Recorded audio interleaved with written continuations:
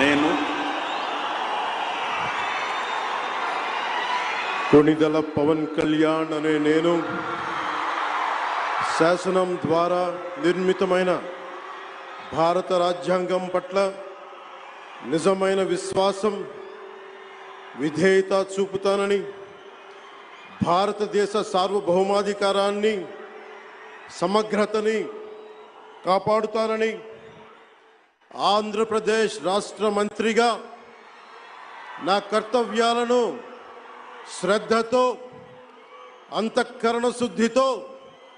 నిర్వహిస్తానని, భయం గాని పక్షపాతం గాని రాగద్వేషాలు గాని లేకుండా